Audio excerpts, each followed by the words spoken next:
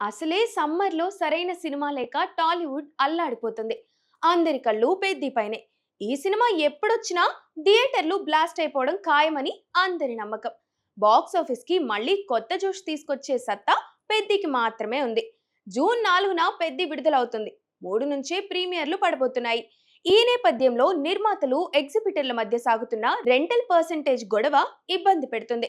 మాకు రెవెన్యూలో షేరింగ్ కావాలి అని ఎగ్జిబిటర్లు, అలాగైతే సినిమాల్ని విడుదల చేయలేమని నిర్మాతలు పట్టుబడుతున్న సంగతి తెలిసిందే. రెవెన్యూ షేరింగ్ పద్ధతిలో సినిమాల్ని విడుదల చేయకపోతే మేం థియేటర్లు మూసేస్తామని ఎగ్జిబిటర్లు అల్టిమేటం జారీ చేసేశారు. దానికి తగ్గట్టుగానే శుక్రవారం విడుదలైన జెట్లీ సినిమాను కొన్ని థియేటర్లలో ప్రదర్శించలేదు కూడా. ఈ మేరకు మైత్రి మూవీ సంస్థ కూడా తమ అసహనాన్ని బహిరంగంగానే ప్రకటించింది. అయితే ఎగ్జిబిటర్ల టార్గెట్ జెట్లీ లాంటి చిన్న సినిమాలు కాదు, వాళ్లకు పెద్ది లాంటి పెద్ద సినిమాలు కావాలి. అప్పుడు రెవెన్యూ షేరింగ్ పద్ధతిలో ఎక్కువ డబ్బులు సంపాదించుకోవచ్చు.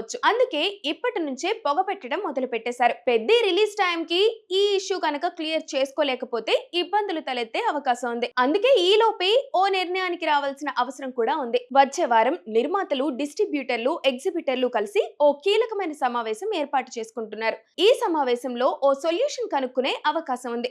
చిన్న సినిమాల్లో రెవెన్యూ షేరింగ్ విధానం వల్ల ఎగ్జిబిటర్లకు ఏం మిగలదు. అదే పెద్ద సినిమాకొస్తే 40% ఆదాయం థియేటర్లకు ఇచ్చేస్తే నిర్మాతలకు మిగిలేది ఉండదు. అందుకే ఈ సమస్య సర్దుబాటు అయ్యేలా కనిపించడం లేదు. పరిస్థితిని అర్థం చేసుకొని ఎవరో ఒకరు తగ్గితే తప్ప ఈ చిక్కుముళ్ళు వీడవు.